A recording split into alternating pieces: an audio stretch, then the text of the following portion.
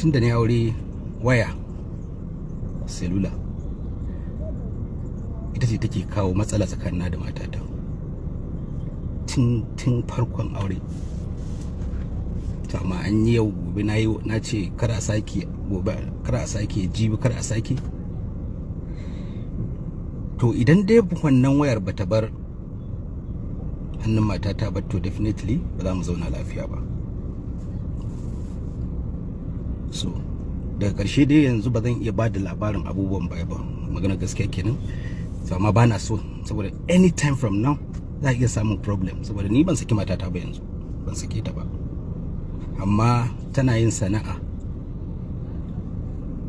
a social media, wanda kuma sana'an nan ba da shi ta zo gidana ba, ni ne na batta ta fara yi.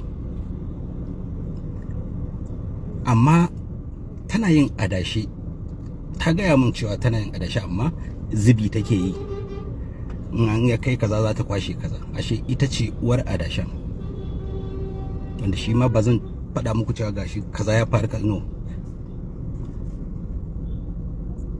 So sannan babu jituwa tsakaninta da yan uwana da kuma ƴaƴana.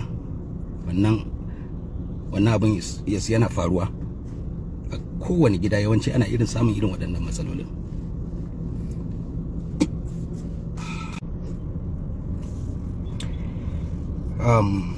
Tana yin adashe kuma ita ce uwar adashan, ita take karban kuɗi, take tarawa ta ba wanda ya kwashe. Wallahi azim bata tambaye ni ba, kuma ban sani ba. Business ɗinta da take yi kadai na san na ba da izini, shi ma da conditions cewa ba za ta taɓa posting ɗin abin da ya shafi hotonta ba, amma ni in na ra'ayi zan iya posting occasionally. So issue din dai da yau da gobe da jibi shine aka samu problem da akan waɗannan matsalolin, da posting din da ta yi on TikTok. Ta je ta yi lalle a wajen lallan, an dauke ta tana rawa, an saka a TikTok. So ni kuma bana so, kamar yadda tintin ne wani na kai. To karshe dai na ce ta je gida, saboda duk abin da ka kasa juya matarka ko ka saka matarka ta yi, so idan dai tana da iyayen arziki ne, iyayen waɗanda suka san me suke yi ne, sai ka tura ta gida. In ka tura ta gida sai ka faɗa musu ga abin da ya faru, gashi ni na kasa, to ku kuma ku yi mu.